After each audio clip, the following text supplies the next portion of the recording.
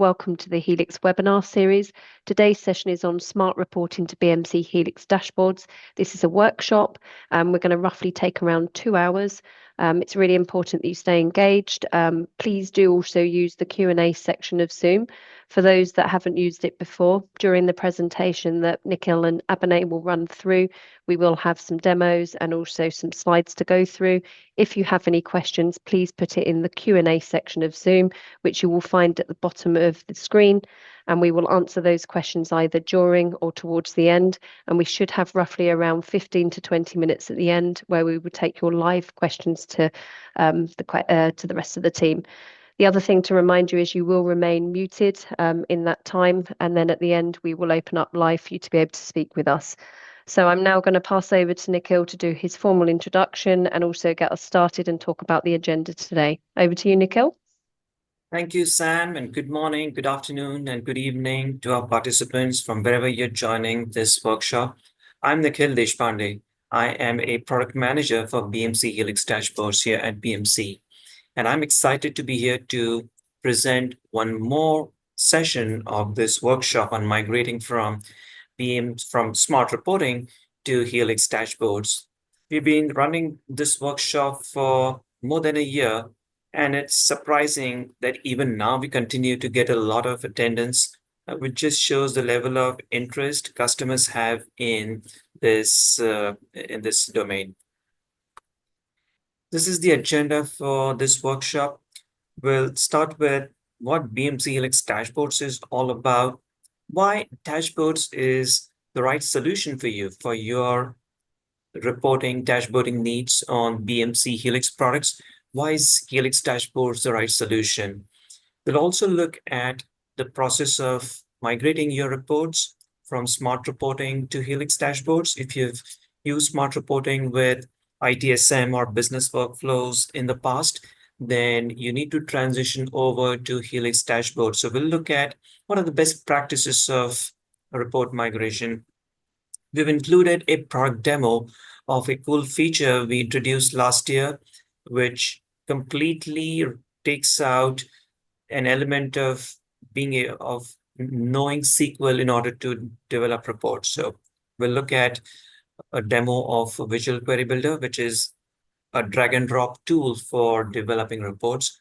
We'll have a look at the product roadmap. I'm sure you're interested in finding out what's the road ahead for Helix Dashboards. Where are we headed? What can you expect in terms of new features, new functionality?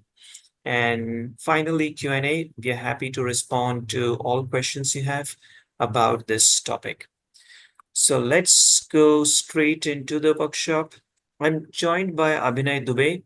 Abhinay is a practice manager in BMC's professional services organization, and he'll also be covering a part of this workshop.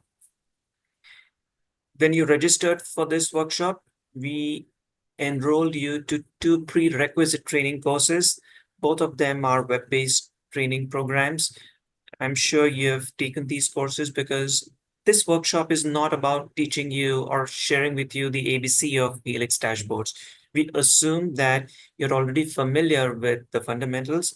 This workshop rather focuses on something that you would not have seen in those web-based training courses. We'll talk about best practices, migrating from smart reporting to dashboards, roadmap, and so on. So there are 2 web-based training programs. One is fundamentals, and the other is specifically around migrating reports from smart reporting. If you haven't taken these courses, please do so as soon as possible. Legal notice, because I'm going to present the product roadmap, I need to say that if you're planning to make any purchase decisions of BMC products, please do so based on features that are generally available. BMC cannot make any commitments about product delivery items or features. This is our plan to deliver, but things can change. So let's dive straight into the topic. And before getting to dashboards, let's first understand this term service ops. If you've used BMC products, BMC Helix particularly, then you may have heard of this term service ops. what exactly is it about? For far too long, we've seen that within IT organizations, there are broadly two organizational units. There's the service desk, service management function, and the IT operations management function. Service desk focuses on incidents, service catalog, changes, problems, knowledge articles, service level management, and so on. And the operations management function focuses on events, metrics, monitoring, capacity, and so on. And the reality is that up until now, these two units have largely worked in silos. The walls between these two units are not conducive for IT organizations to fulfill the stringent service levels that their customers place on them. In order to delight customers, IT organizations need both of these units to work together as one cohesive whole. And that's where service ops comes in. Service ops is a new paradigm that allows service management and operations management to work as one coherent one system that delivers the capabilities of both of these units and does so without any friction. We've also seen that in the past few years, the principles and practices of service management are no longer limited just to IT.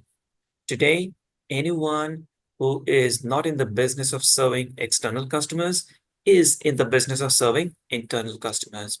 So think of all support functions like HR, facilities, legal, finance, and so on.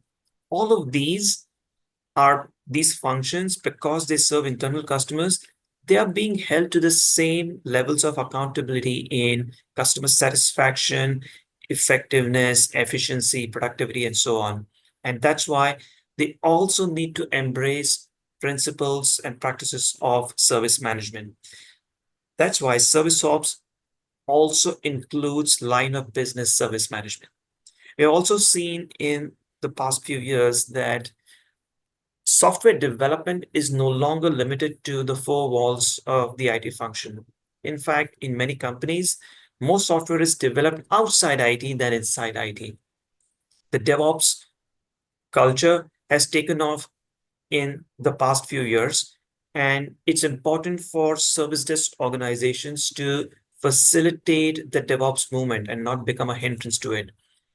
DevOps is an integral part of service ops. So service ops is this integral system of getting all of these disparate practices or processes to work together and enable the IT organization to make your business competitive in the marketplace, allow your business to compete better with established enterprises and nimble startups. BMC Helix Dashboards is an integral part of service ops. And how so? We'll come to that in a moment. So that brings us to Helix Dashboards. Helix Dashboards is built on Grafana, which is a leading dashboard technology platform.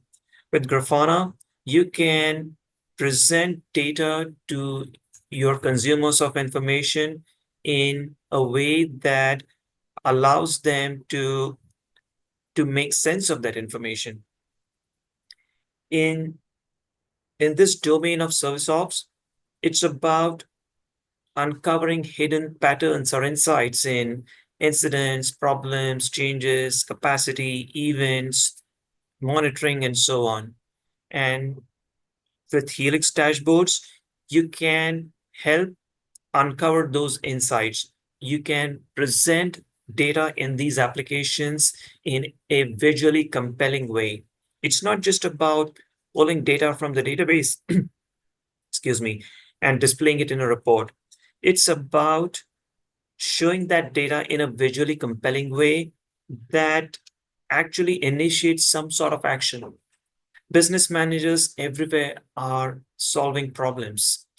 There are problems in the service desk, there are problems in IT operations, there are problems in customer satisfaction, and they need to have access to information that helps them solve these problems. Helix Dashboards allows you to do exactly that. Also, it's important to know that Helix Dashboards isn't just Grafana Grafana rebranded as Helix Dashboards. There's more to it. We have developed key features in dashboards on top of what Grafana open source provides. These are especially in areas such as scheduling, exporting, distribution, and so on. We have developed an extensive set of out-of-the-box reports, which we're sure you'll find useful to understand the capabilities of dashboard so that you can then configure or customize these dashboards to your needs. We've got several customers who don't exactly use our out-of-the-box dashboards, but they use these dashboards to understand how to build dashboards, to understand what's possible. And they often customize these dashboards or create copies of these dashboards and change conditions, add additional fields, add more panels, and so on. The best thing about Helix dashboards, unlike smart reporting, Helix dashboards works across the entire suite of BMC Helix Service Ops solutions. So why is dashboards the right solution for you? Helix Dashboards is one central solution, one central reporting dashboarding solution for the entire BMC Helix suite. And once you master these skills, you'll be able to use these skills not just for reporting on ITSM, but across ITSM, digital workplace, business workflows, Helix discovery, service monitoring, AI ops, the entire range of BMC Helix products. Remember what I said about service ops. The true power of service ops is about driving outcomes in one domain based on processes, practices in the other domain. So this is about incidents in ITSM being triggered from situations in AI ops. Helix Dashboards allows you to make sense of these and get a complete end-to-end perspective of what's going on in your service management role as well as in your service operations. These are all the products that Helix Dashboards can be used for, certainly ITSM and CMDB, but also business workflows, digital workplace, virtual agent. If you have developed any custom applications using Helix Innovation Suite, then you can use dashboards to build your custom dashboards on those apps. Likewise, on the operations management side, these are all the solutions or BMC products that you can use Helix dashboards for. In fact, Grafana is known more for reporting on observability than on relational databases. However, because of BMC's innovations in being able to pulling data out of ITSM and other service management applications, we have bridged that gap between what's possible with a pure observability dashboard platform versus a complete service ops dashboarding platform. Let's look at a few dashboards that we have delivered in Helix Dashboards.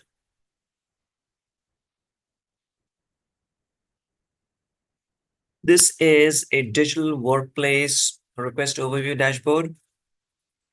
As you can see, it helps you get a good handle on the service catalog. At the top, you can see several stat panels just showing cumulative numbers of service requests raised, how many fulfilled, how many awaiting approvals, and so on. You can see trends of daily submission, daily fulfillment. You can keep a watch on aging of service requests. You can keep a watch on how many service requests are in different statuses. We also know that an important function of a service desk manager is workforce planning. And for that, they need to be familiar with what are the top business services for which there are service requests or incidents. What are the top sites for which you receive incident service requests? And this dashboard gives you a complete overview from a service catalog standpoint so that you can make accurate or more informed strategic or tactical decisions in the service desk. This is a service dashboard. Remember, I keep bringing this service ops theme because it's central to BMC strategy. This dashboard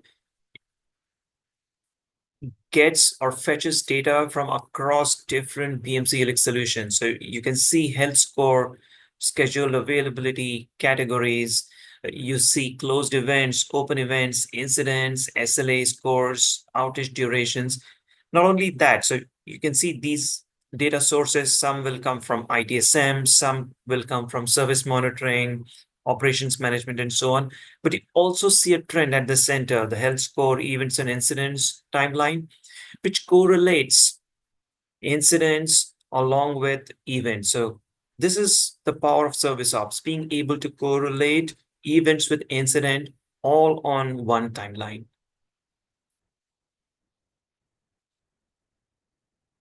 Helix Dashboards comes packed with a range of features that enable you to create actionable dashboards. Remember, your dashboard should be such that anyone who consumes that information should be propelled to take action, take corrective action. We have several visualizations that you can use to present your data in a visually compelling way. So this goes beyond just tables. So all of these visualizations that are prefixed with BMC, BMC crosstab, BMC record details, BMC bar chart, BMC table, and BMC combination chart, these have been developed by BMC, keeping in mind the use cases of service management and operations management customers. Grafana does not come with all of these. We have configured or created custom visualizations based on feedback that we have received from many of you and several other customers. Grafana is now turning out to be a proven technology for dashboarding, especially in observability, but as I said, also in reporting on relational databases. If you wish to hire Grafana resources, it's now, you'll find Grafana resource people with Grafana resources skills in the job market. And for your existing report developers or data analysts, it's very easy for them to get up to speed with Helix dashboards. If they're familiar with some dashboarding tool, it could be smart reporting or some other reporting tool, it doesn't matter. They can get up to speed with Helix dashboards fairly quickly. And once they become familiar with dashboards, you can leverage their skills to develop reports across all BMC Helix products that you own. Now let's look at some of the dashboards that BMC's IT function has developed. BMC IT serves internal customers, so they manage our data centers, our service desk, and they run BMC's IT operations. So they've developed a few dashboards that I'm about to show you. A CIO dashboard is important for the CIO and other senior IT leaders to keep a watch on everything that's going on in the IT organization, critical, outages, events of different categories, impacted services, breakdown of services across different business services or technical services, and statistical figures on business services, technical services, and so on. If you use VMware vCenter, then this is a vCenter overview dashboard that helps your cloud lifecycle management team keep a close watch on your VMware estate. It gives you all the information you need about different clusters, the statuses of those clusters, how many you have, and so on. We also have a gauge, which is a visualization that you can use to present any data that's typically shown as a percentage. Availability is a good example. You would expect availability of business services or IT services to be 100% or close to 100%. But what is it actually in your in your data center. The application availability dashboard shows you a good overview of availability across different services, average response times, and so on. Now let's come to some core ITSM reports. This is an incident aging analysis. Service desk team must be aware of how many open incidents there are because work in progress has a direct correlation with customer satisfaction. The more incidents you have open, the slower your response time, the longer it's going to take for you to resolve those incidents. So service desk managers need to keep a close watch on how many incidents are open at any time. This dashboard helps them do exactly that. How many incidents are open for less than a week to 2 weeks, 2 to 4 weeks, and beyond. It also gives you a breakdown of open incidents by assigned group, by business services. You can also see a cross tab of open incidents by the incident age and priority so that your service desk leads can take timely action. With that, I'm now going to hand off to Abhinay, who's will walk us through the next part of this workshop, which is around migrating reports from smart reporting to Helix dashboards. What are the best practices of migration of reports? Abhinay, over Thank you, to you. Nikhil. Hope everyone can see my screen. Yes. Perfect. Thank you. All right. Hello, everyone. I'm Abhinay. I'm a practice manager with consulting services. I take care of few product lines, including Helix Dashboard, and I'm also part of CTO ambassador team. So work closely with product management and office of CTO, connecting all the dots. So Nikhil has explained us why Helix Dashboard is such a superior solution as compared to the older solution that we had in place, especially in context of service ops. So with this new concept, we need new tooling, and that's where you have Helix Dashboard. Now let's talk about how we move from our previous tool, particularly smart reporting, to Helix Dashboard. Although the framework that we'll discuss is equally valid for any kind of migration. So you can be moving from any other reporting solution to Helix Dashboard. We'll talk about how to assess how you're using smart reporting currently, and based on all of the things that we discussed, we'll put together a sample migration strategy. We'll also talk about few learnings from the field. So when professional services works with other customers, we gather a lot of feedback, which we also pass on to Nikhil and rest of the product team. But also we use that for some of the learnings on how to migrate different type of environments. So we'll talk about some of that. All right. So based on the BMC professional services best practices for implementing anything, uh, we have created a framework more specifically for this kind of a migration. And it's a 5 phase migration, which starts with a prepare phase.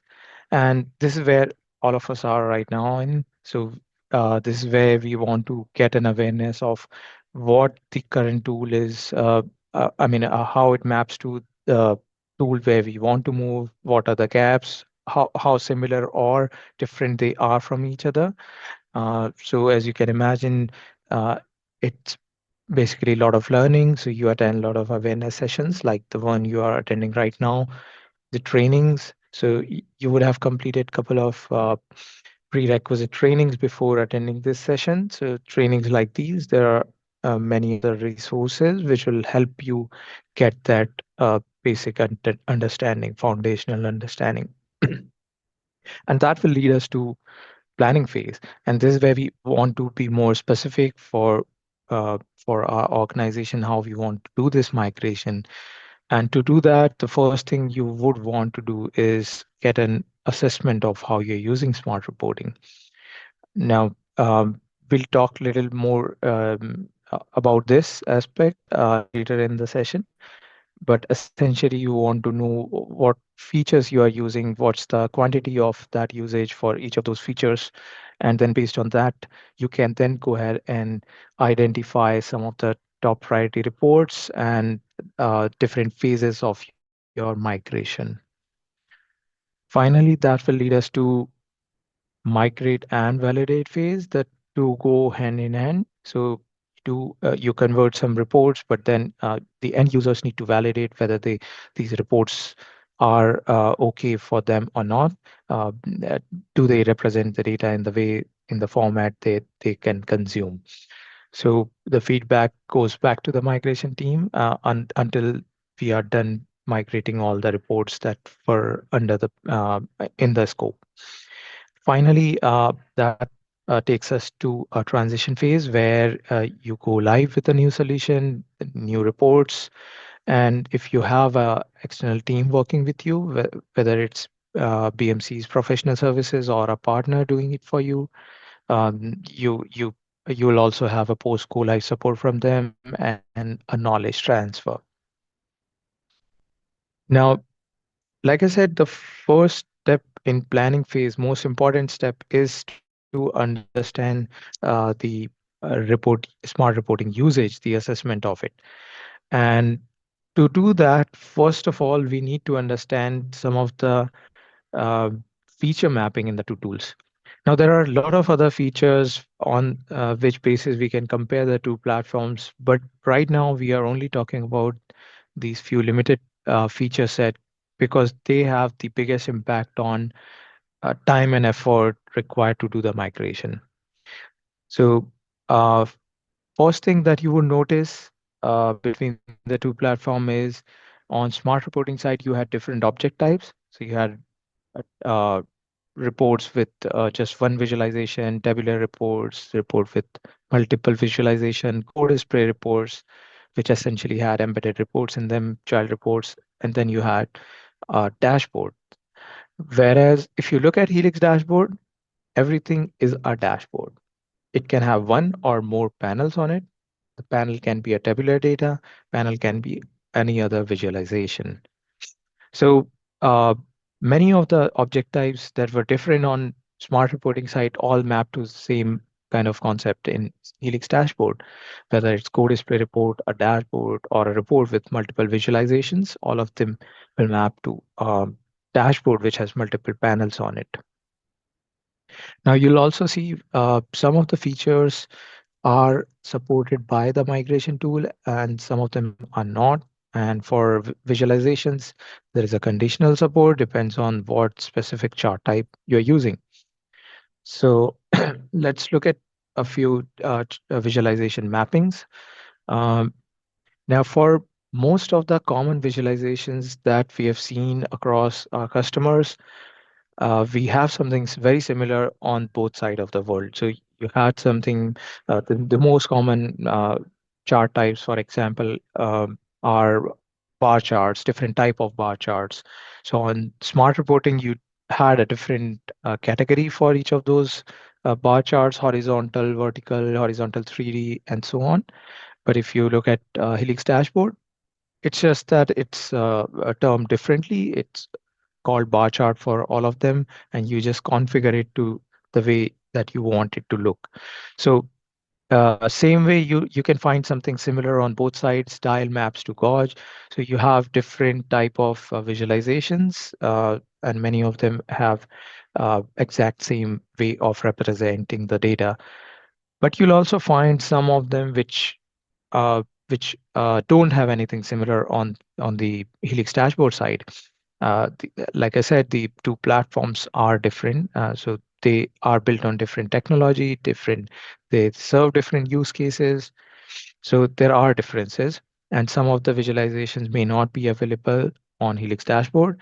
In those cases, we need to look at what's the uh, what's the next available what's the other visualization type which is best suited for this kind of a data. All right, so now we know how these key object types, what these key object types are, and some of the nuances. So let's now get into the assessment.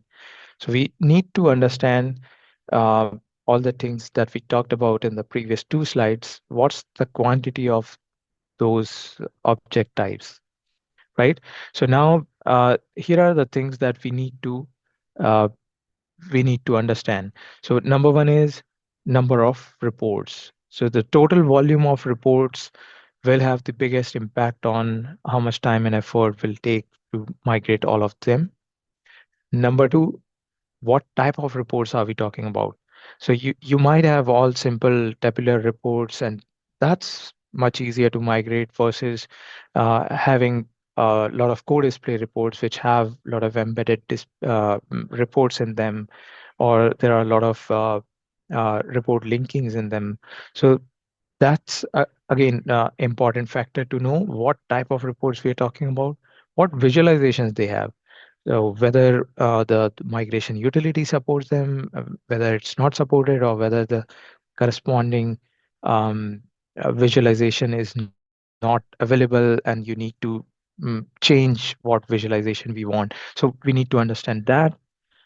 The next one is complexity of reports, which really depends on what type of report we're talking about. So if it's a co-display report, key factor would be how many child reports you have.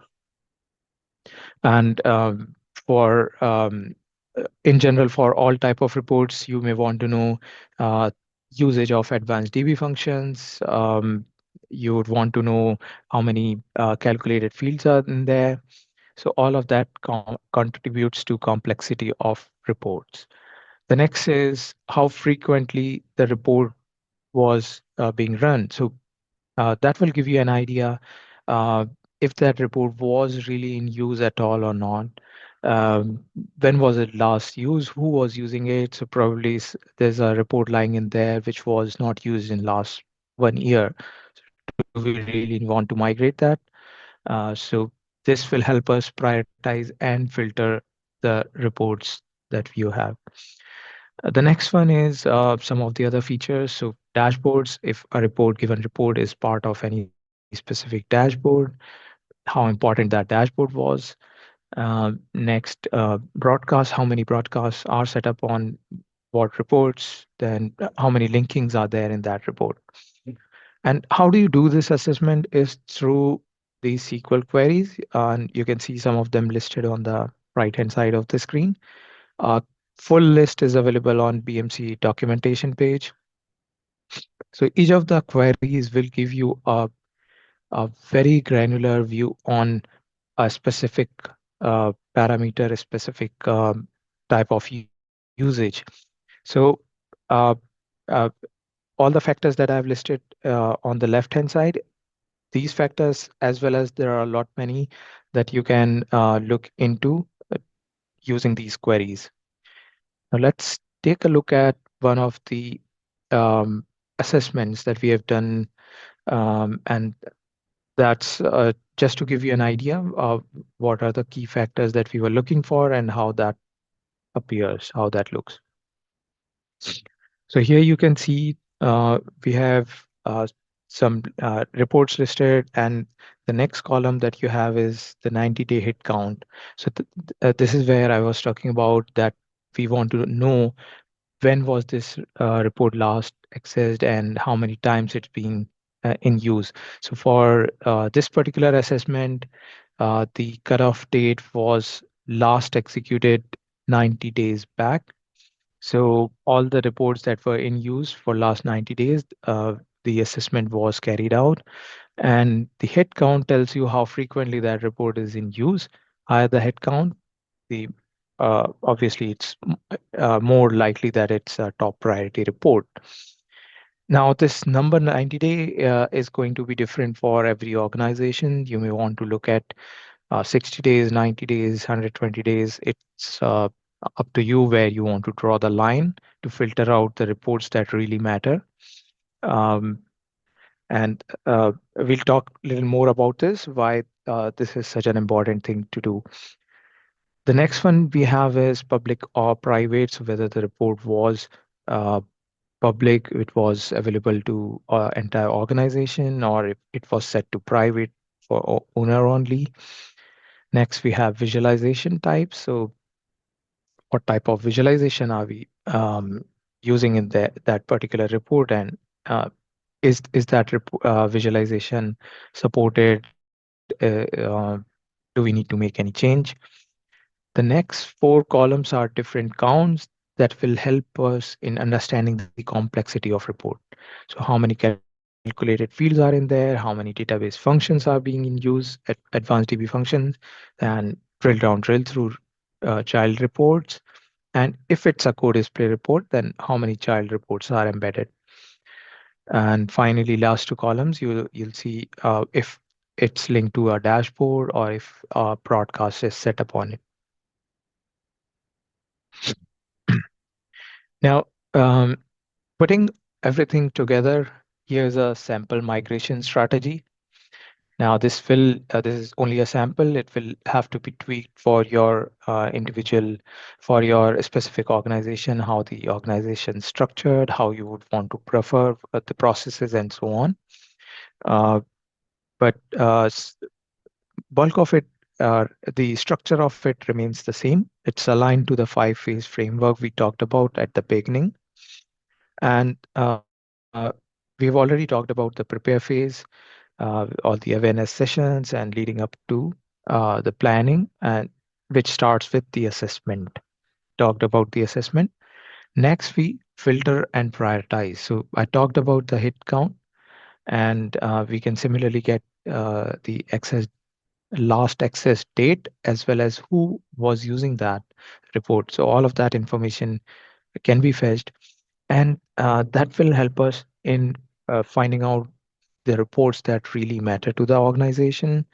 We don't need to put in a lot of time in migrating reports which are not in use, and the time can be best utilized in focusing more on some of the top priority reports. So once we are done filtering the reports and prioritizing the order in which we want to go, we can pick up the first set of reports for our pilot phase. I know it's very tempting that you would want to run migration utility across all the reports that you want to migrate, but then again, uh, uh, there are problems when you do that. The biggest one is you are not able to take a look at the reports and see whether it can be done in a better way using the new features available in the new platform. And the second one is um, when it comes to user validation, user acceptance tests, there's only so many that the end user can validate at a time, because that's essentially a manual process. So the recommendation is that you go with a small pilot phase, focus top priority reports, and then you do a deeper analysis and estimate how much time and effort we are talking about. And when you do that, the first thing that you would want to do that is for each of those reports, how we want to tackle, whether we want to convert them as is, do we want to recreate the report? So not take the report the way it is and redesign and recreate it on the new platform. And third one being reuse. Uh, Now, conversion, as you can understand, we are taking something as is to the new platform. So you're migrating the SQL query. It can be done using the tool, or it can be done manually as well.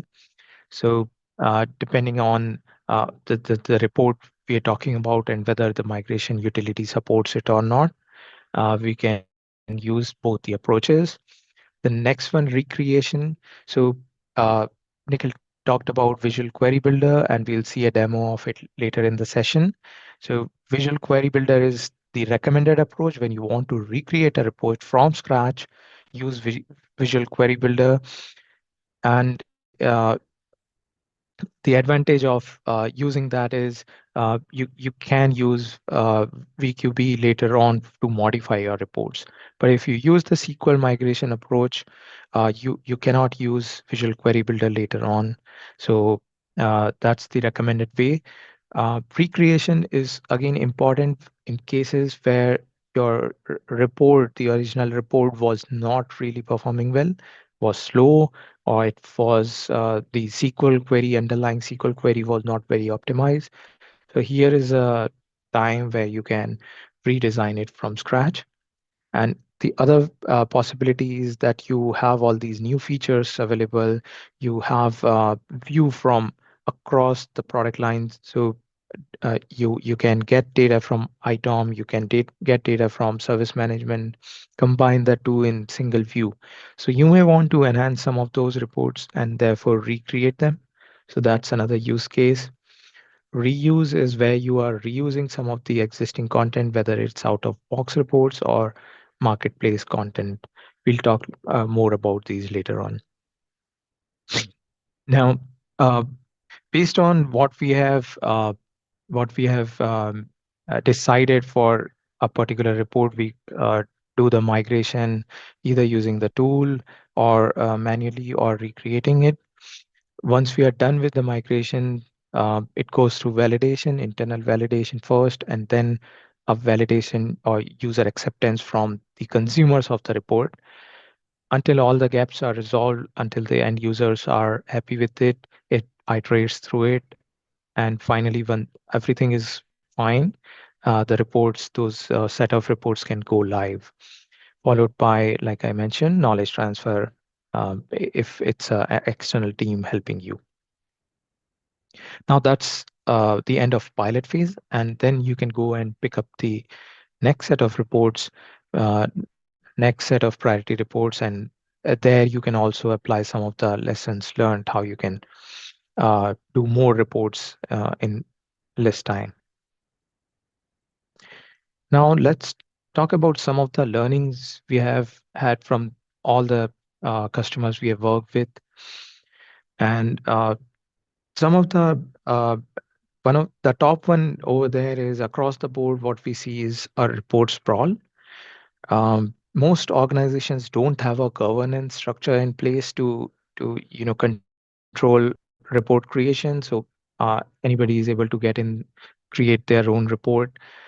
Over time, what it leads to is lot of reports which are just lying in there. Nobody's using them, and when you do the assessment, you get a huge number, but that doesn't reflect the true usage of the platform.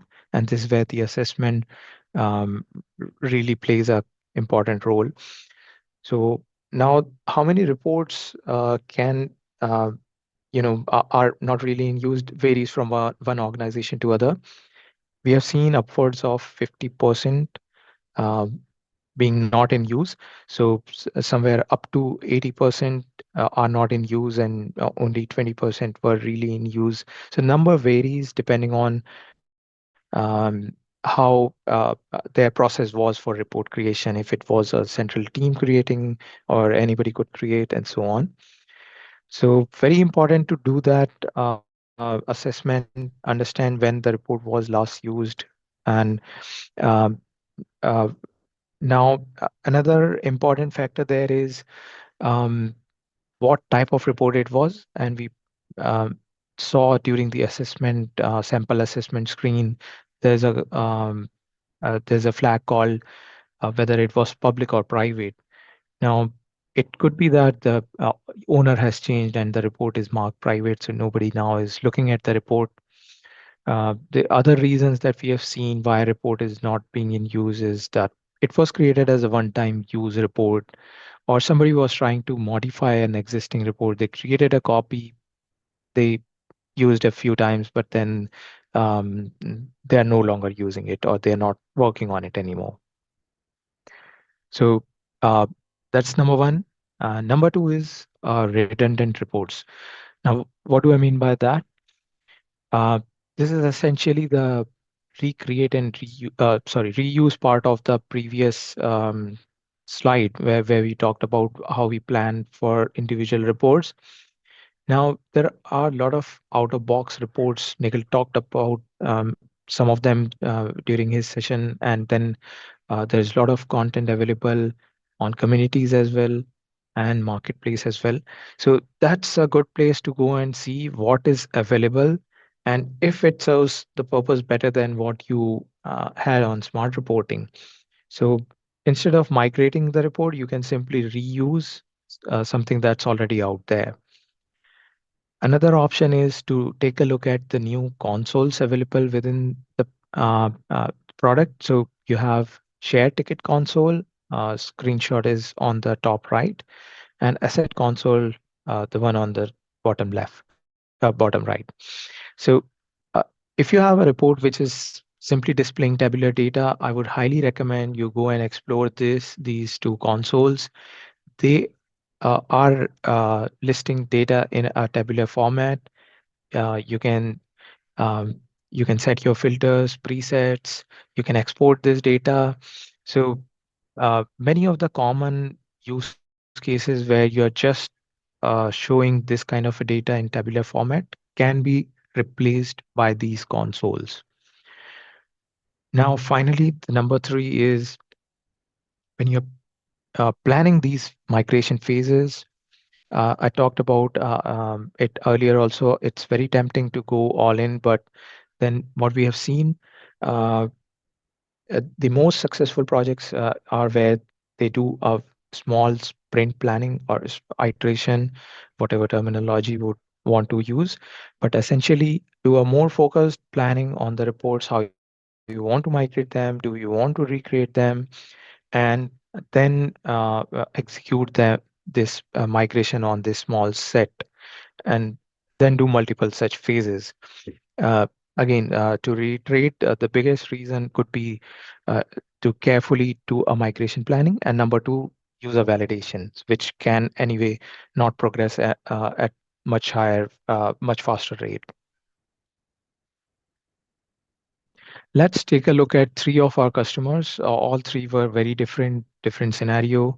So, uh, and your organization might be similar to one of these three, or it could be completely different from all three.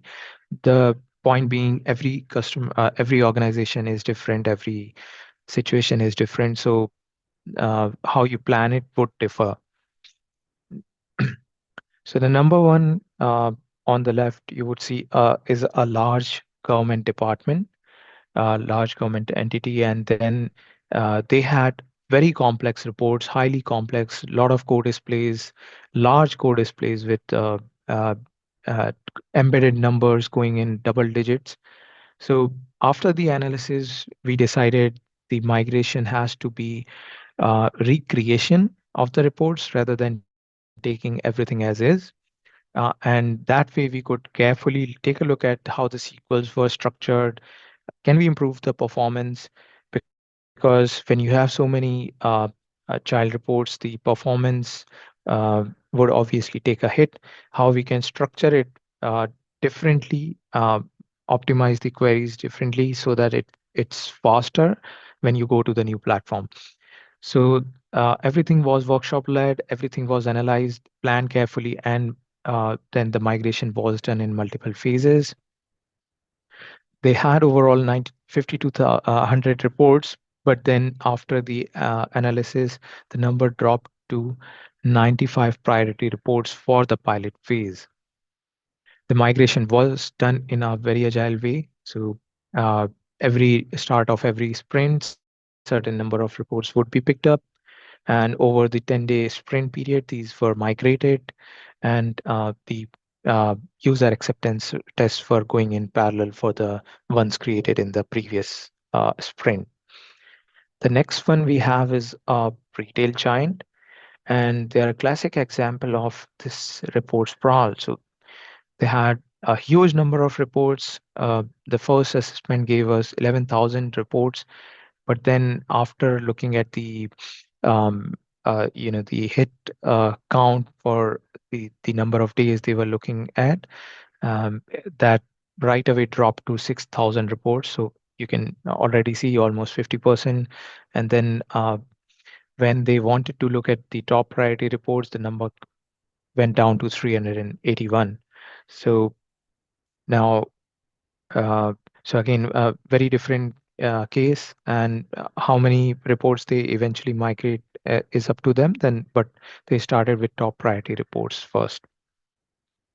The last one we have is a large e-commerce player, and they had a very different way of prioritizing reports. So instead of going report first, they went dashboards first. So they had a couple of dashboards which were highly in use. So all the reports that were part of those dashboards were picked up for the pilot phase, and which overall went to 57 in number.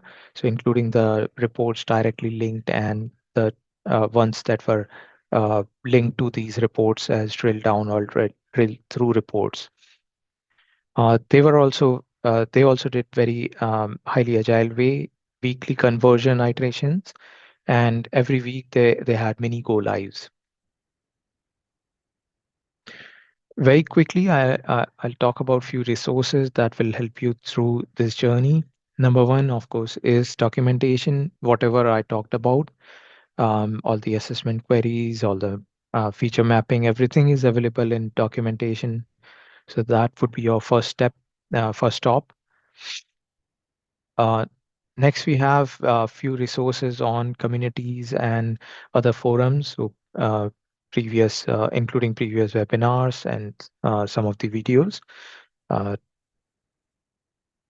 then you have courses from BMC Academy. You would have already done a couple of courses as prereq to this session, but there are many more available. Some of them are focused on ITSM side, some of them focused on ITOM, some of them are taking you all the way through administrator certification path.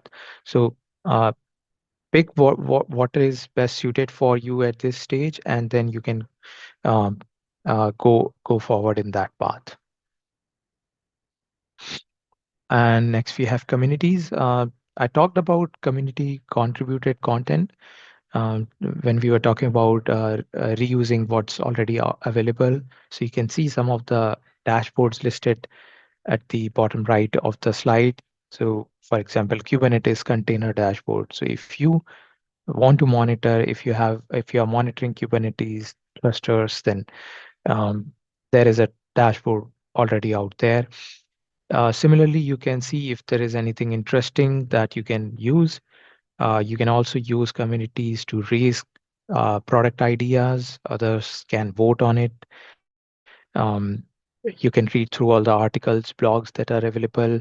You can ask questions, and other users and BMCM teams can reply to those questions. Finally, if you need help from BMC professional services, there are a few um, catalog offerings available that you can leverage. So the one on the left-hand side is very specifically targeted towards smart reporting to Helix dashboard migration. And it starts with a planning phase where you have an architect helping you through the planning of this migration, and then an Helix dashboard expert coming in helping you for 200 hours for migrating some of the top priority reports, followed by a knowledge transfer. One on the right is more suited for starting from scratch. Again, the structure is similar: workshops, then expert delivery, and finally knowledge transfer. With that, I'll hand it back to. I'm now going to be playing a recorded demo of Visual Query Builder.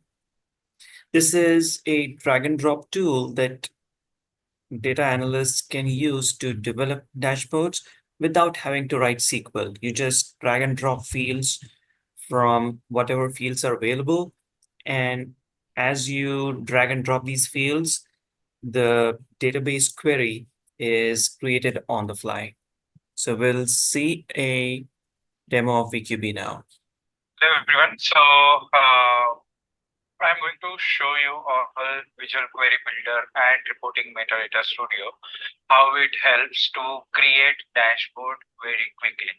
And as a smart reporting user, Visual Query Builder gives you a similar experience of creating dashboard.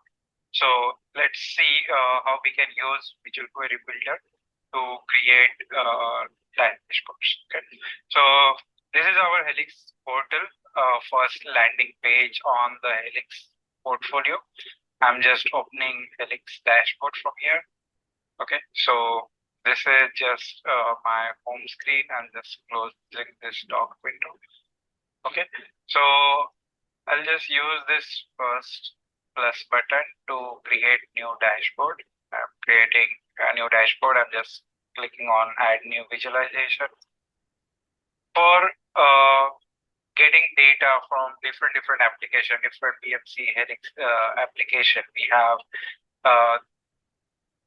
okay, so for service management, again, there are three types. Either you can use this form to create, or you can use SQL or Visual Query Builder, these two options. So SQL is freehand SQL, and Visual Query Builder, the one that I was talking about, which gives you a similar experience like a smart reporting to create dashboard. Okay, so I'm just clicking on this Visual Query Builder. It opens this entire screen, and if you see here, the view is selected, and first view is incident management. So if you see, there are many views provided by BMC as out of box, like this change management, problem management, work order, and so on. So for now, for this demo, I'm just going to use visual incident management as a view. This view, when I say view, it's a combination of multiple forms in the AR, and also the join, and also the fields from that particular form or the column from that particular table. Okay, so if you see here, there are categories, like we call this as the fields. Okay, so incident management, and these are all incident related. Then we have some which are like only the date type. So if you notice, the icon represent that this is a date and time type of field. If you see here, these are the submitters, so it's a string. Okay, string text type of. Then priority is again enum field. Okay? And similarly, we have some which is like total transfer or group transfer. These are the number field. So that way we have the different icons for different type of field.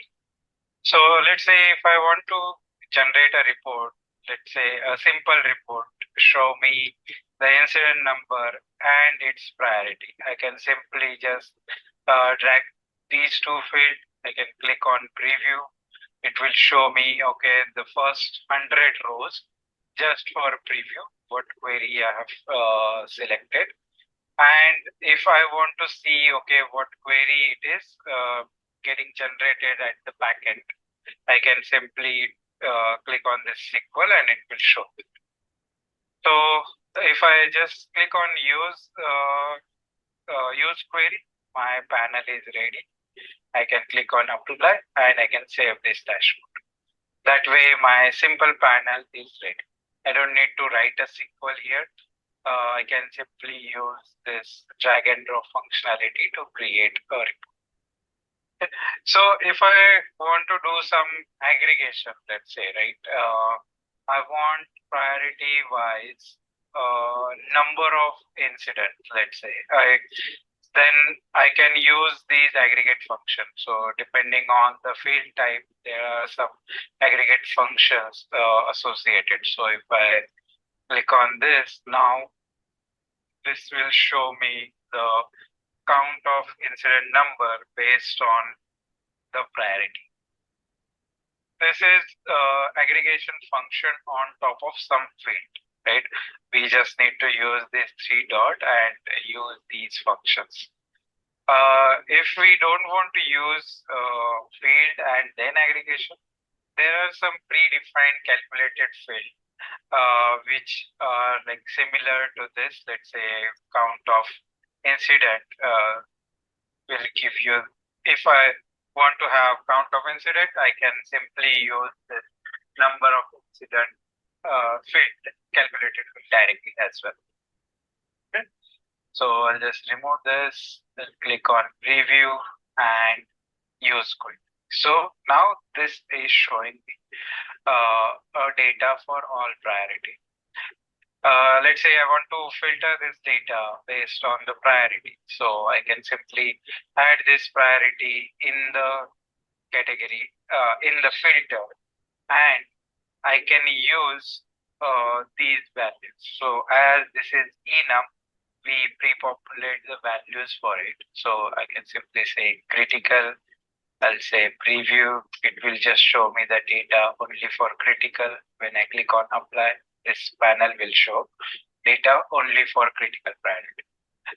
This visual query builder is like mostly used for creating a query and getting data into the Helix dashboard. Rest all functionality like visualization, all schedule, everything will be same. So there is no change in user experience for that. It is same for all. Now, let's say I have created this panel, but there are use cases where we need a variable or a filter, right? So we can use Visual Query Builder as a filter as well. So let's say I want to create a filter for priority. I can simply say enable query editor, and this will open. This will show me the UI for Visual Query Builder. And here I want to create a filter for priority. So I'll just drag and drop this priority field here, the selection, and I'll click on preview. So these many well. Here I cannot drag multiple things because for variable it requires only one column. So only one field I can drag and drop. We can have some functions to it. We can add filters even in the variable that we can do, but only one field in the variable. So I just click on use query and my panel is ready. Okay. If I click on apply, if I go back to dashboard, this will show critical, high, low, medium as a filter. And I can use that here as well. So how to use that? Earlier, with the SQL mode, we have to add that variable reference in the query. Now with the Visual Query Builder, we can simply use this button. Instead of default values, I will use template as priority. Let's remove this. I will just click on preview. And now this will show data for critical because first selection is critical. If I switch to high, this will show data for high. If I switch to low, it will show data for low. So this way we can link variable in the VQB as well. Okay. So yeah, these are the Visual Query Builder options. So if I so what to show you a few more things, like there are multiple out-of-box dashboard similar to incident management. Also, this list will show some custom dashboard as well. Let's say if you have any customization done on the AR side and that is not covered in these out-of-box dashboard, out-of-box views, then we have to modify these views, add our customization, and again publish that view to Helix Dashboard so that report editors can use this view. For that customization, what we have another application which is reporting metadata studio. Okay. So to get that studio, what you can do, you can just simply go to administration, then general, then you will see a tile for reporting metadata studio. Okay. From here, you can use this download button. It will download one zip file, which is a Windows application, Windows standalone application that you need to execute or run on any Windows server where you have the casing setup with AR database. Okay, because this tool will need a connectivity between Helix dashboard plus AR database. Okay, for that we can configure casing and some of the details which are required, you can get it from here. Right, this AR host and port, these are some dummy values because these are the casing gateway host and port. Okay. You can simply use this copy to clipboard button to copy these values.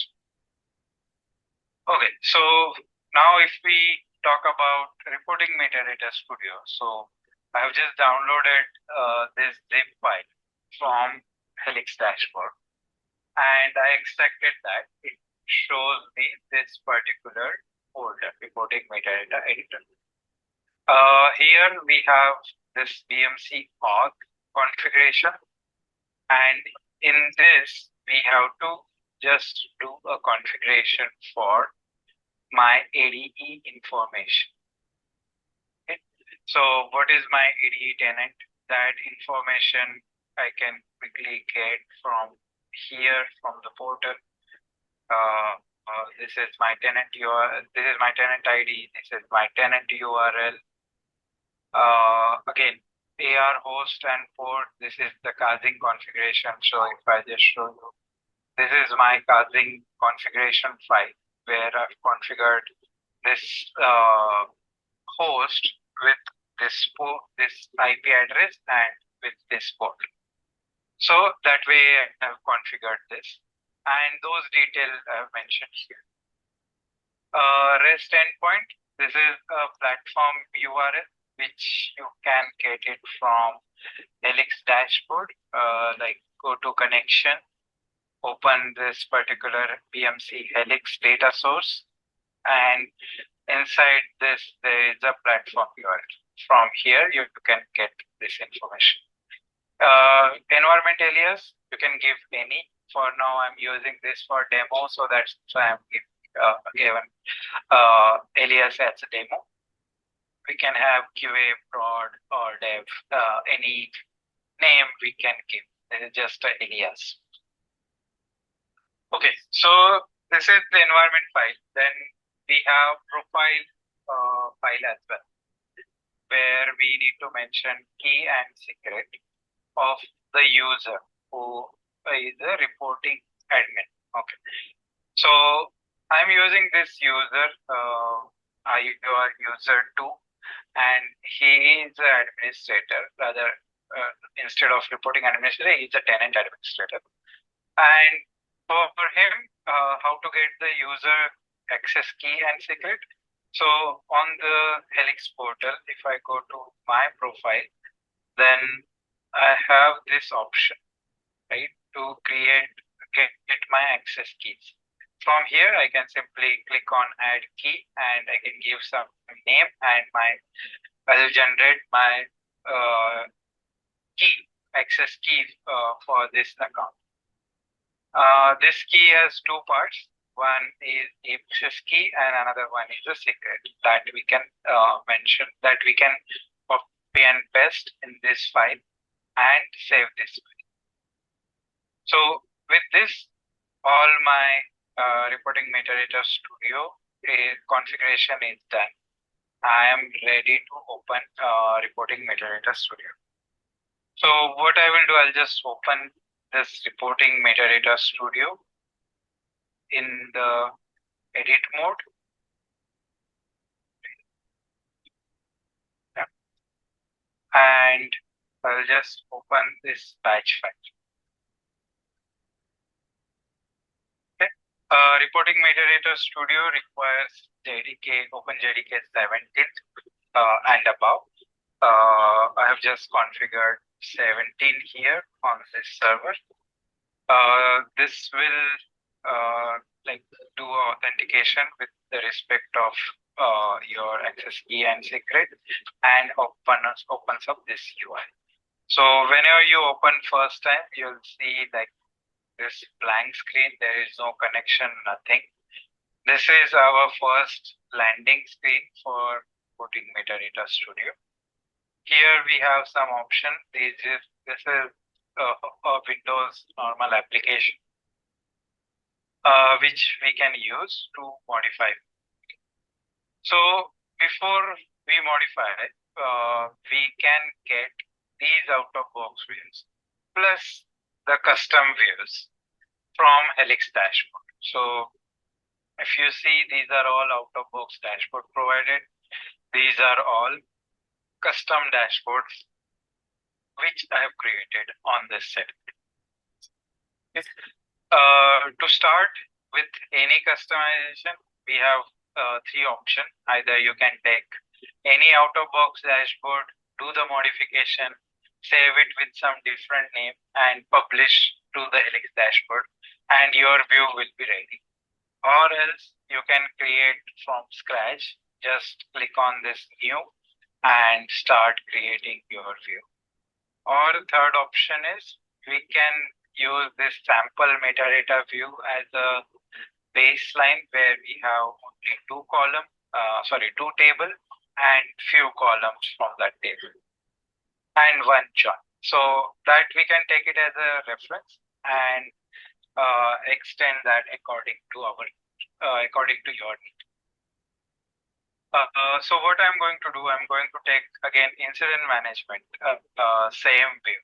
Just clicking on OK to import. It asked me to save this model with some name. So I'll give 1009, INC 1009. Click on OK.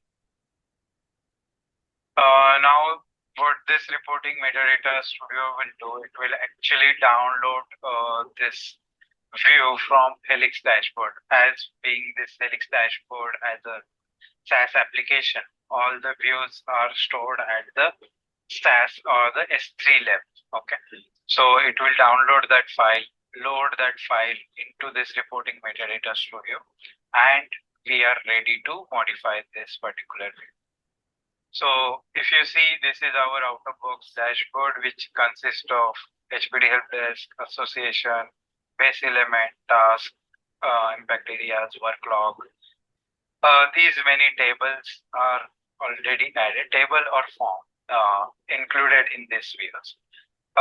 This line shows the relationship between these two columns. This is like hierarchy of the relationship. This is A and this is B. And if you mouse over, you can see the relationship between all these tables or forms. Okay. Before we start, I just need to create a connection to the database. So I'm just opening this connection, database connection. This is a generic database connection to the AR server. Okay, it uses this URL, which we pre-populate depending on the configuration in that environment file. Only thing is user need to provide username and password. So I'm going to use same user, right? And I'm just clicking on this test button to verify if my connection is ready. Okay, so my connection is on. Clicking on OK. And now I can use this button to import the table.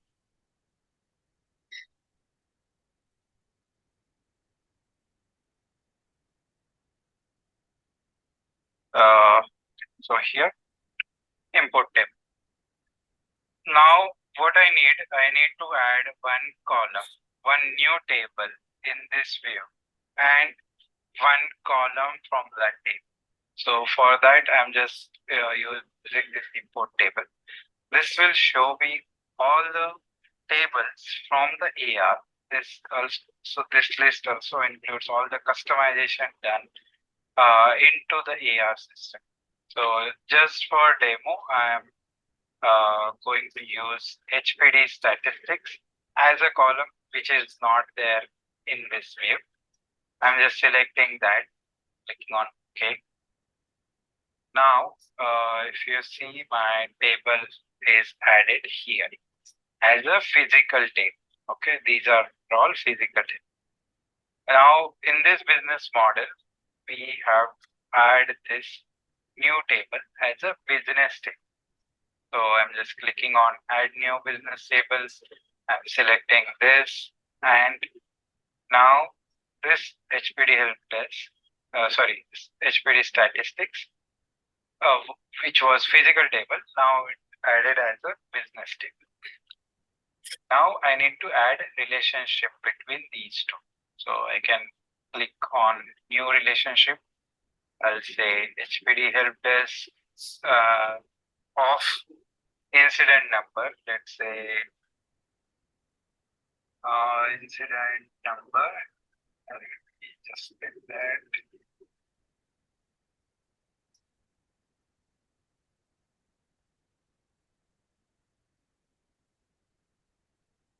Number and HPD help desk statistics. It's instance counter. With this, I'm going to join because I know this schema. So I'm going to join these two table with the inner join. So I'm selecting inner join and I'm clicking on OK. So if you see, this line is generated and it shows the relationship between these two tables. I'm just simply saving this just to preserve my work. Now, after you save this,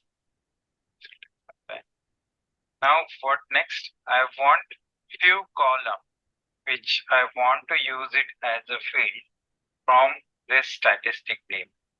So what I will do, I'll just add new category.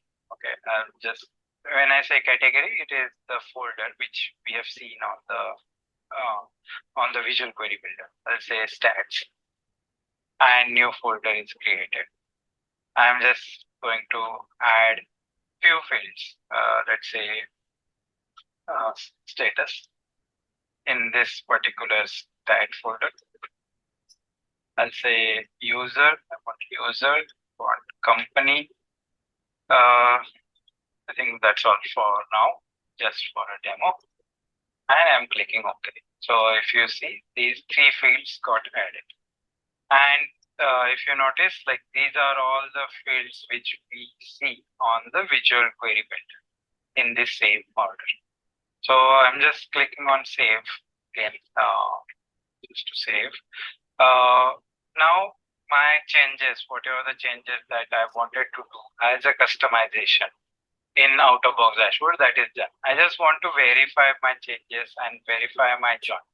So here we have this query builder. We can use this query builder just to verify the changes. Okay. So I'm just selecting, okay, incident number I want, which is from HPD help desk, and I want these three fields which I have added, which are from HPD statistics that I've added. I can simply click on this SQL and see, okay, how is the join created. So if you see the join is correct, also the columns are there. And I can click on this run button. So, okay, so it will show me some data as well, first 5,000 rows for the preview purpose. Okay. So now I'm happy with all my changes that I wanted to do in the view. I'm saving this one more time just to not miss anything. And next step is, as this studio is on my Windows machine, I want to make this view available for all the reporting user, right? Report editor. So what I have again published to Helix dashboard option, and here I can see demo, and this is the alias which I have given in this file, right? The alias.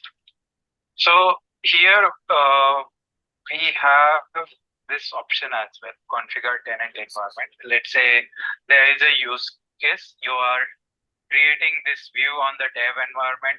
You test everything on the dev environment, but you don't want to create a view again on the QA or on the prod. You just want to publish this to QA or prod, right? So in that case, you can configure another tenant environment by using this option, and then give some different areas and select that name to publish your view. Right now, I have only one, so I'm just selecting this demo. It is asking me for some name, so I'll give the same name, INC 1009, today's date. I'll simply say okay. Now, what it will do, this reporting metadata studio will again generate an XML file, check the authentication, like the reporting metadata studio authentication, upload this file to report to Helix Dashboard. Okay. So this is now upload is done. It shows this is available. So if I go back again to Helix Dashboard, and if I try to create a new dashboard using VQB, okay. So let's say I am a viewer or report editor here. Now, if I want to use the views which is created by Adobe, so I'll just say INC 1009. Okay. So this view is available for me.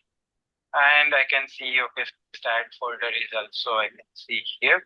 I'll again create same report on the VQB as well. Let's say incident number, status, user, and company. And I'll click on preview. This will show me again a similar result. So this way we can do customization in the reporting, in the out-of-box views, or we can have the different views depending on all our customization done in the AR database. So yeah, that's what hello everyone. So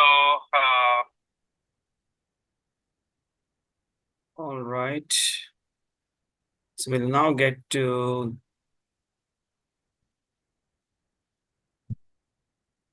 the last part of this workshop, which is the product roadmap.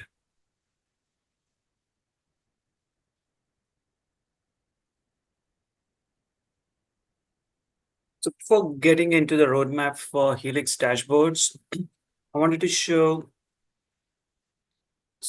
give you some insights into the ways that AI is changing how business users interact with software. Remember that everyone's using AI in their personal lives, and people expect the same omni-channel experiences, the same experiences when they use business applications. This is having a profound impact on how business enterprise users interacted with applications the old way and how it's going to work in the new way. So just let's look at a few examples of how AI is changing the way we do business. The old way was for end users to log into portals or email the service desk or pick up the phone and call the service desk. The new way is a channel such as Teams or Slack that you're already familiar with, and use it as a one-stop shop for all your service requests or all your needs of the IT function. The old way was for request fulfillers to hop in and out of different applications, different forms to be able to serve their customers. The new way is for knowledge workers to rely on an entire fleet of agents, not just one, but a number of agents or assistants that they have at their disposal to automate the process of fulfilling service requests. The old way was for data analysts to wait in line to get access to data. You always had to wait for or find data across different disparate data sources. The new way is for agentic AI to work for you and to develop dashboards in a very short period of time compared to what you did earlier, and with the ability to understand multiple data sources, ingest data from multiple sources, and integrate it in your dashboards. The old way required IT functions to be dependent on people with specialized knowledge or specialized educational background.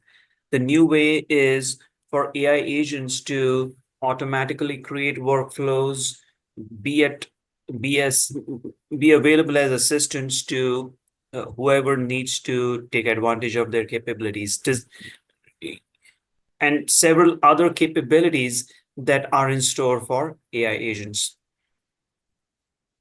We recognize these changes, and we have included several actions within our products. We call them Helix GPT actions. So conversing with a virtual agent to ask for what you want of the IT function, the new way of interacting with the service desk, invoke the service catalog, summarize and predict, summarize cases, situations, everything, all those requests that you raise on the service desk.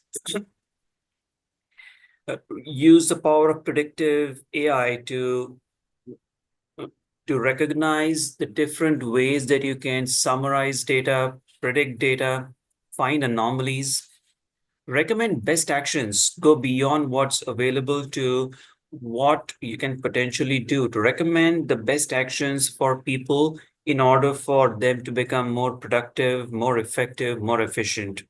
Automate different ways of fulfilling requests, closing support cases, service desk incidents, and so on. And automatically create documents, create knowledge articles, create dashboards. And this is where dashboards comes in. All of these actions are embedded in the entire suite of BMC Helix products. BMC has developed several AI agents that you can connect to your data sources. They could be on-prem databases, they could be data sources on the cloud, not just Helix, but also other data sources, possibly Snowflake, Jira, or other solutions. You can also do it with interfaces that you already own. It could be Teams, it could be Slack, it could be BMC UIs. We also allow you to bring your own large language model. So if you already have a subscription to Azure, OpenAI, or Google Gemini, we allow you to take advantage of these subscriptions and leverage these subscriptions for agentic AI. What you see at the bottom is an entire range of agents across AI service management and AI operations. You'll notice that one of them is Helix GPT Insight Finder, and this is precisely the agent we are developing to bring generative AI to the process of developing dashboards and getting deep insights out of your Helix data.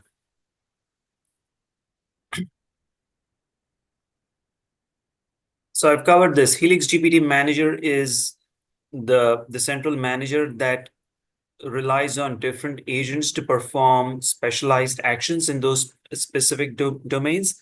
And your data sources can go beyond Helix to SharePoint, BigQuery, Snowflake, and other data sources.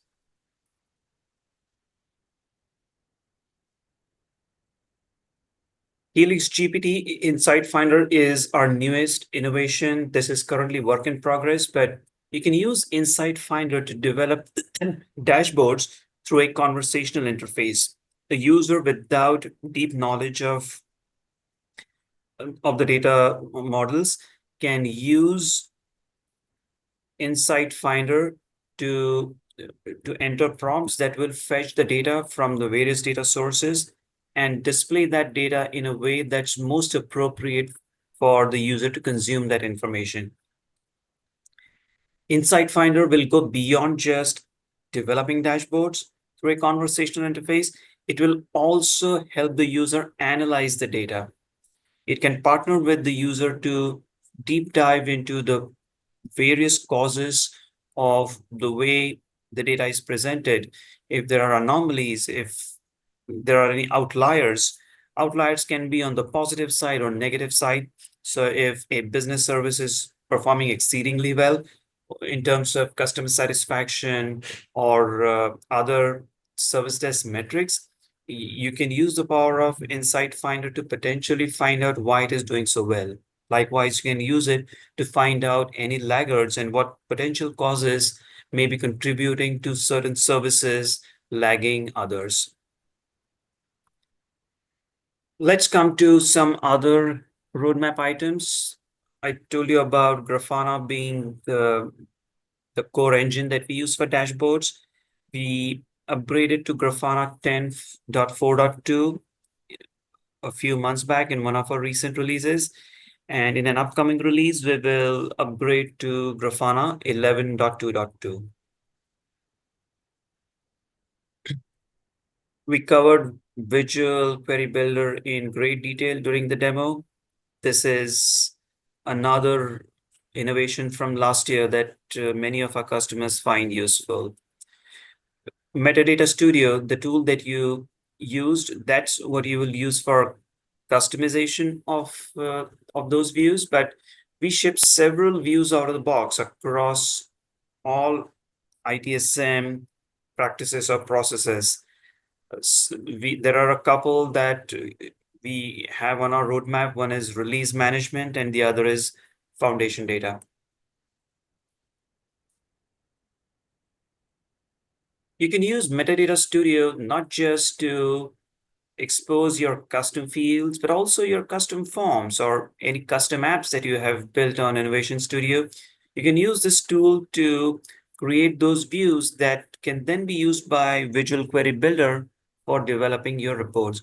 We've also added the ability to add global constraints to a view. A global constraint automatically adds a condition to any report that's created on that view. For example, if you want that your user shouldn't have to explicitly add a condition on company equals and then the company name, you can build it in the view so that any user who uses that view the system will automatically apply that condition as part of that SQL query. These are some low-level details about the operators and functions that you can use in Visual Query Builder. We continually update newer capabilities here based on feedback received from customers. You can also use dashboard variables as filters now.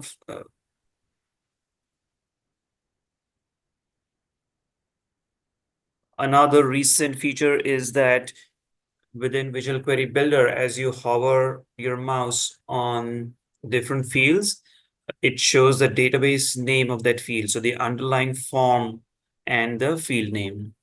We're currently enriching the semantic layer of these views.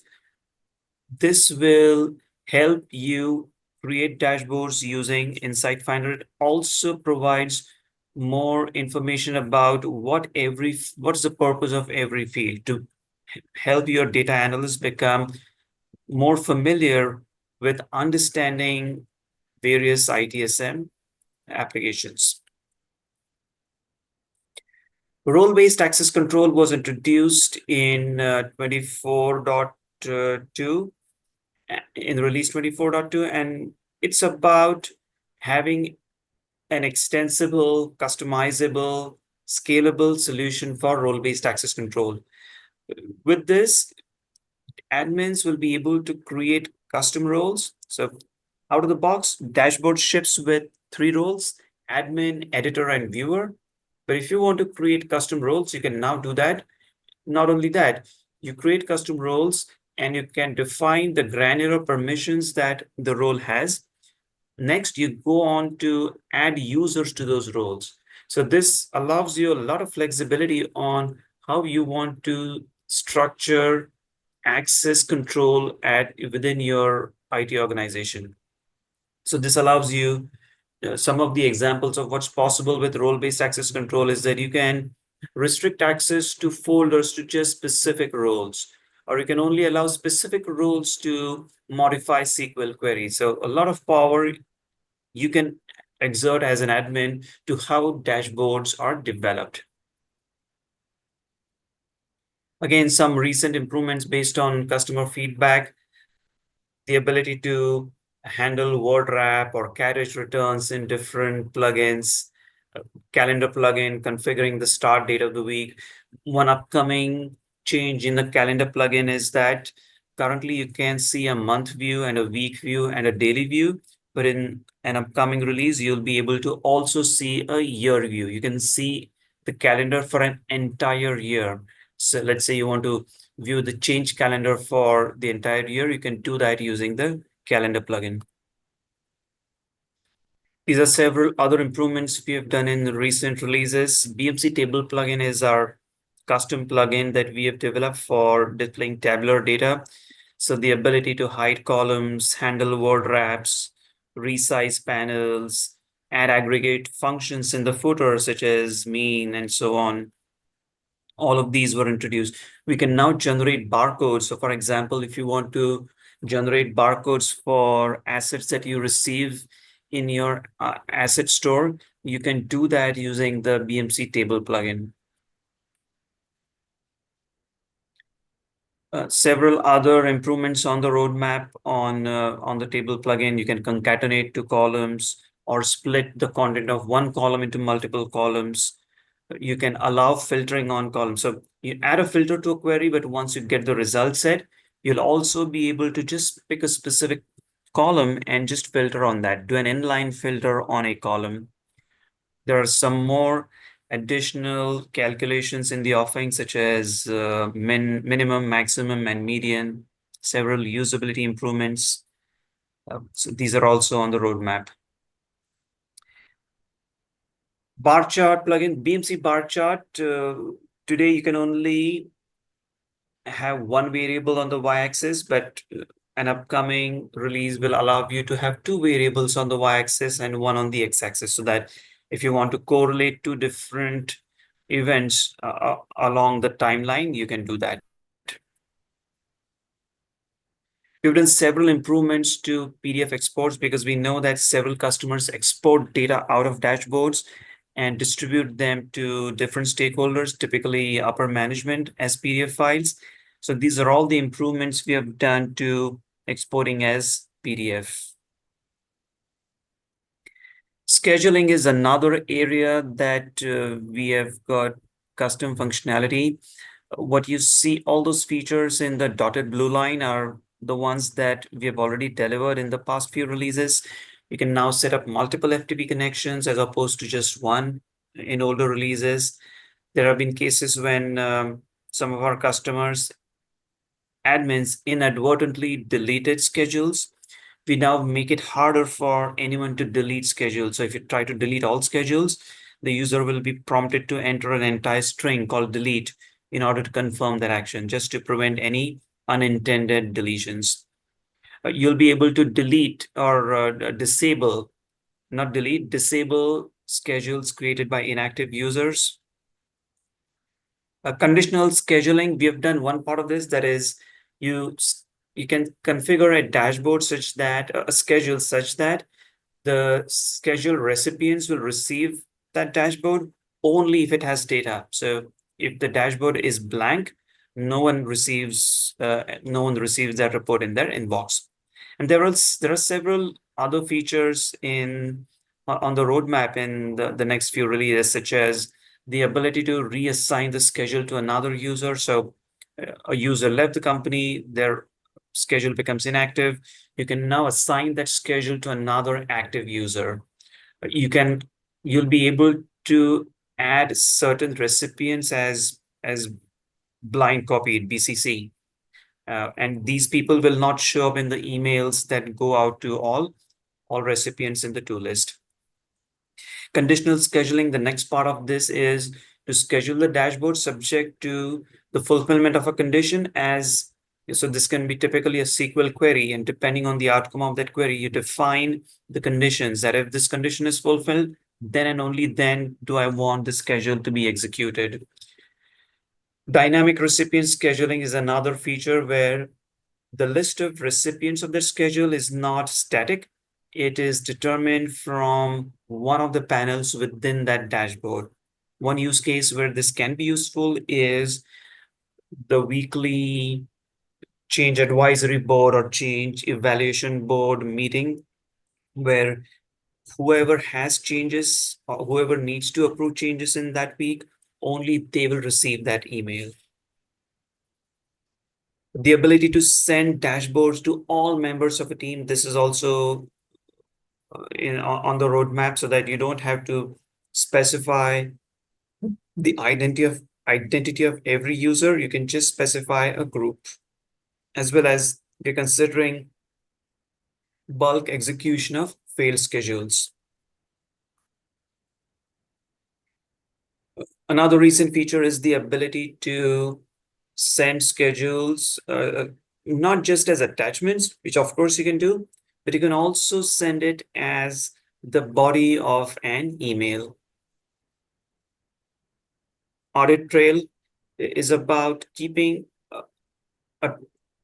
track or keeping an audit of everything that a user does in dashboards, especially certain events such as who created a dashboard, who modified it, who created a schedule, who modified it, who reassigned it, who deleted a dashboard, who deleted a schedule.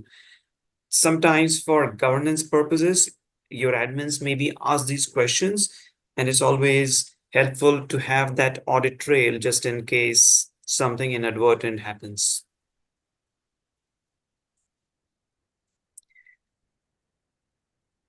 In 25.1, we have made MSP support, managed service provider support, available for BMC Helix operations management. So if you are an MSP, if you are a managed service provider and you provide managed services of IT operations management to your customers, then you will be able to have dashboards such that your users will have access to all sub-tenants or client tenants data, but those specific tenants users will be able to see just their data in dashboards. Likewise, dashboards for ITSM managed service providers are on the roadmap. These will be available in one of our upcoming releases.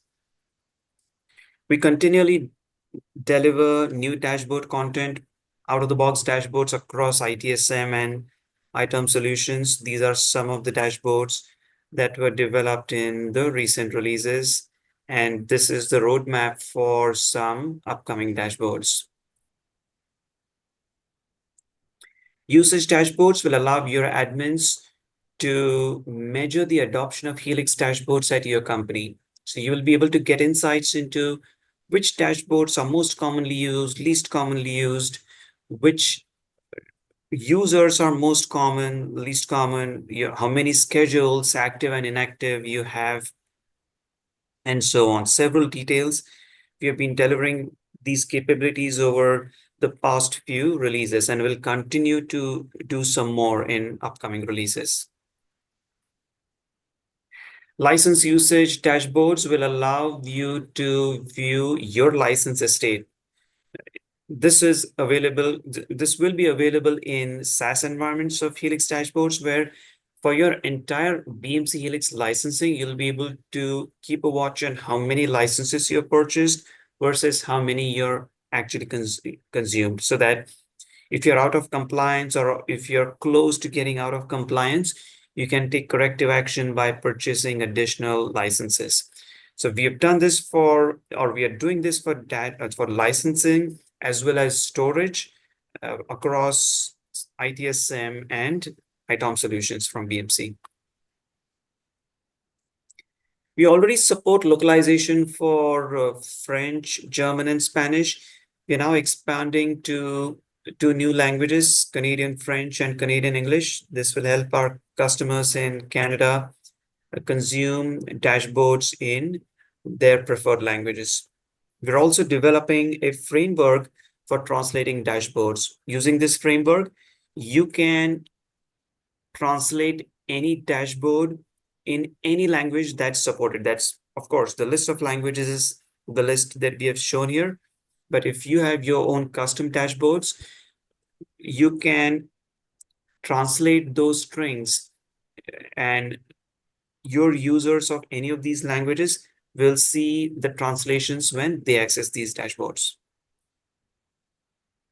Backups, again, more important for admins, the ability to back up dashboard definitions, schedules, your metadata views, automate the dashboards so that inadvertently, if someone deletes a dashboard or a schedule, you don't have to manually recreate those dashboards, or you not only lose the dashboard definition, but you also lose any schedules or any permissions that the dashboard had. So we are exploring ways where we can back up your dashboard schedules and permissions automatically at regular intervals so that you can restore these manually whenever the need arises.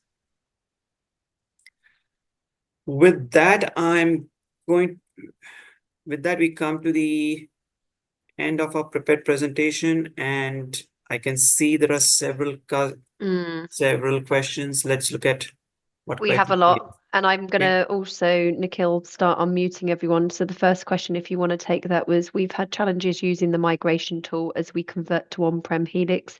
This is from Jennifer. So I wonder if you could give, or someone on this call, a bit of guidance. And hello, Jennifer.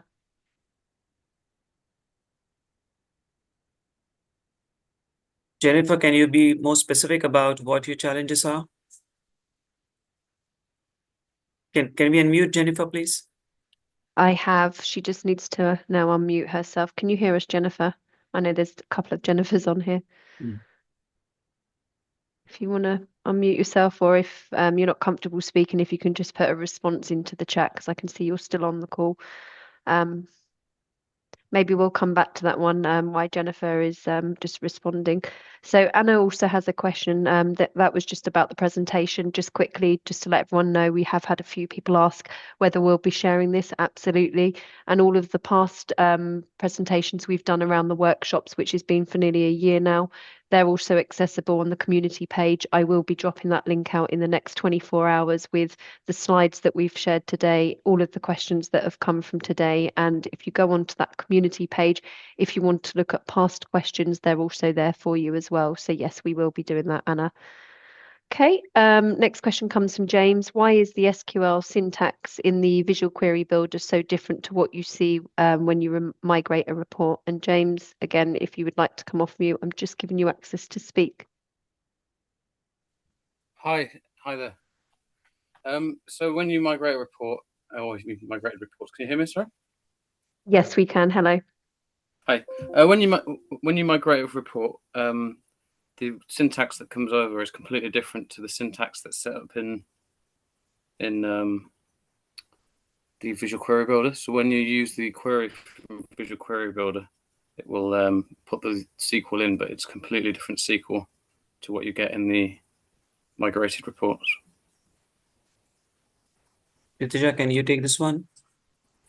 Yeah, sure, Nikhil. So these are two different things, I think. So when we want to use Visual Query Builder to migrate reports, so first you will be creating the metadata view, and I think I agree that the query which gets generated is bit different to what we see in smart reporting, but it is having the same meaning. So meaning is not changing, just the way it is generating joins. It is different in Visual Query Builder, but the result will be same as you will see in smart reporting. It's But just I it's think confusing. Yeah, no, I know it's the same data. It's just very Mhm. confusing for people who are getting used to the tool, that they get a migrated report over, and then they look at the SQL in that, and then they go into the Visual Query Builder, and I they see think whenever you are using Visual Query Builder and trying to migrate reports, so just do whatever, I mean, select whatever fields you want and filter the data based on your needed condition. And if you can just verify the data between smart reporting and Helix dashboards, then that will be better to uh, verify the data, not to look at the query generated, but the data. I'm not. So Yeah, if I'm not. you're getting I'm just. different data, then yeah. I'm not. Yeah, I'm just saying from a new user perspective who hasn't got a clue how Okay. to use SQL. And that's going to be the case in like 99% of the time of new users when they come to use the tool, and they're looking at two different sets of SQL. It's just very confusing. I just didn't understand why the Visual Query Builder pulls back such complicated SQL and gives the table names our aliases. Mhm. And when the migrated SQL doesn't do that, and it's a very simplistic view of the SQL. Yeah. I just don't. I'm not. I don't understand why that has happened, and it's just from a new user perspective, it's an additional layer of complexity. Mhm. It means that they have to, like, they'll be looking at one form of SQL, and then they'll go to the Visual Query Builder and look at that SQL and be very confused, and that has already started happening with us. So is that anything on the roadmap? Does anyone know to change anything like that? Has anyone else mentioned that? Well, whoever are trying to migrate it using Visual Query Builder, they are just looking at the data so far, whatever we have got a feedback. But yes, I can take this also as a positive feedback. I mean, feedback for us, and we can look at what we can do to simplify this. Thank you very But much. the underlying technologies are different. So in smart reporting versus Helix dashboard, so you are seeing that query generation in a different way. I see. I understand. Okay. Thank you. Yeah. Thanks. Thank you, James, for your question. Thanks. Okay, I think we've got one more question there. I know all the others have been answered at the moment. So the next question was, why are drill downs so difficult to work with, create, diagnose, and troubleshoot? So I don't know, Nikhil, who would be best to answer that one? Can you elaborate? Whoever asked this question, can you elaborate on this question, Yeah, please? there isn't a profile name, so whoever that is, if that is you that's asked this question, if you can come off mute or respond into the chat, that would be great.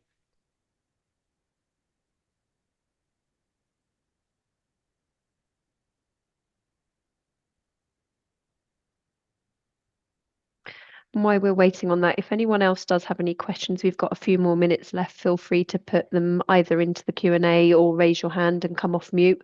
We do have a few minutes that we can take further questions.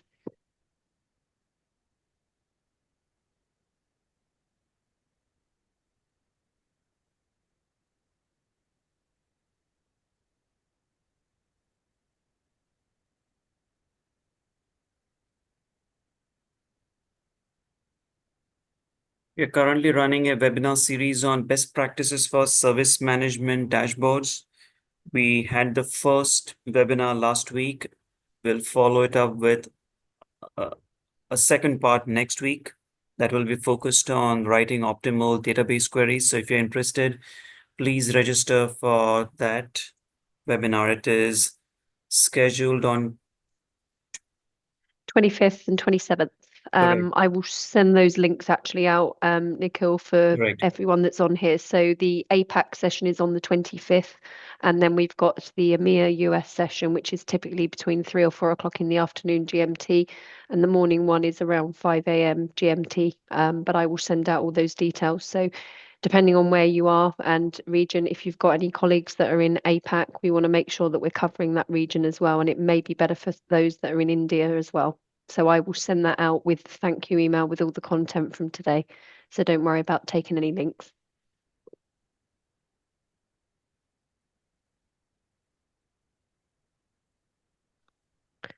Okay, I'm going to assume, I don't know who has asked that question.